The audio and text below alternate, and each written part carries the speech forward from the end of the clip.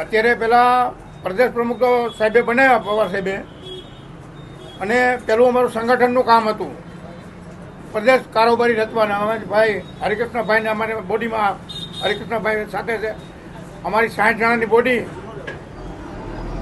અમે પવાર સાહેબને આપી દીધી.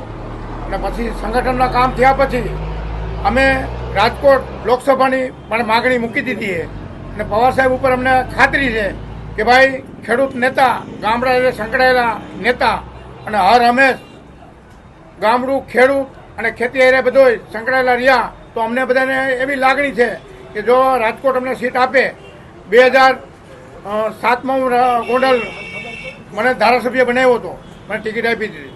તો આ વખતે એની પહેલાં હું 5માં ગોંડલ એપીસીનો ચેરમેન થયો હતો, પછી ધારાસભ્ય થયો.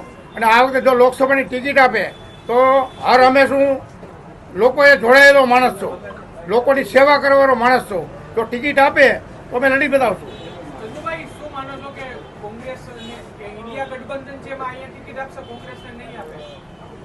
અત્યારે પવાર સાહેબ અને રાહુલ બાબાજી જે નક્કી કરે, તો કદાચ અમને ટિકિટ ન આપે, બીજી પાર્ટીને આપશે, તો અમારે પણ એને મદદ કરવી પડશે, બરોબર.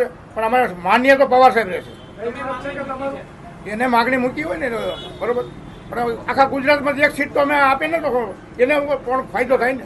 અચ્છા ચંદુભાઈ, કયા સમીકરણો રચાય તમે જો કદાચ તમને લડાવવામાં આવે તો? સમીકરણમાં તમે જોતા હશો, 2095 થી શિવલાલભાઈ વેકરિયા રાજકોટની સીટ ઉપર સંસદ સભ્ય થયા, ત્યારે હું યુવા બાજુનો કોટડા સાંગાણી તાલુકાનો પ્રમુખ થયો હતો. 2 વખત શિવલાલભાઈને ચૂંટાવ્યા, 4 વખત વલ્લભભાઈ કથિરિયાનું કામ કર્યું. પછી વચ્ચે હું ધારાસભ્ય થયા પછી વિઠ્ઠલભાઈ રાદડિયાનું પોરબંદર સીટ ઉપર કામ કર્યું, બાવારી સાહેબનું રાજકોટ સીટ ઉપર કામ કર્યું. મને રાજકોટની ત્યારે ઓફર હતી લડવાની, પણ વિઠ્ઠલભાઈને એમ કીધું ભાઈ ચંદુ તું અહીંયા જા, તો અમે હું 2 વખત હાટી ગયો, અને આ તું કામ આ વખતે મૂકી દે, આ વખતે નથી લડવાનું હતું. એટલે વિઠ્ઠલભાઈના માનના તો હું લઈ લઉં ને ત્યારે. અને તે પછી મોહનભાઈનું આવ્યું, મોહનભાઈનું કામ કર્યું છે.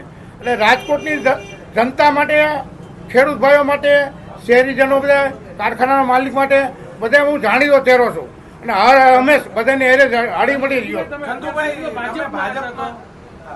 તમે ભાજપમાં અત્યાર સુધી હતા, ક્યારે રાજીનામું આપ્યું અને ક્યારે એનસીપી માં જોડાઈ ગયા? કેમ કે આ તો બહુ શોર્ટ ટર્મમાં બધું થઈ ગયું. રાજીનામું હમણાં મહિનાથી પહેલા જ આપ્યું. હા, શું કામ આપ્યું?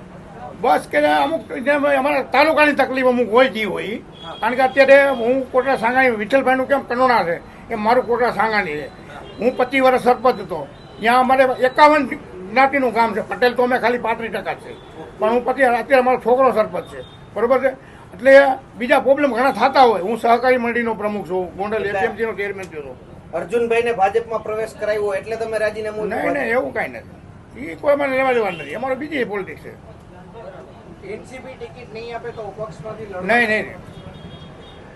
એનસીપી ટિકિટ નહીં આપે તો પવાર સાહેબ નહીં, અમારું ગઠબંધન જેને કહેશે એને અમે મદદ કરશું. અને હવે તમે એનસીપીમાં જ રહેશો? હા, હવે એનસીપીમાં જ રહેવાનું, પ્રદેશનું કાર્ય જ કરવાનું. તમે જોતા રહીશો, હું ગામડા આયરે, ખેડૂત આયરે, શહેર આયરે બધા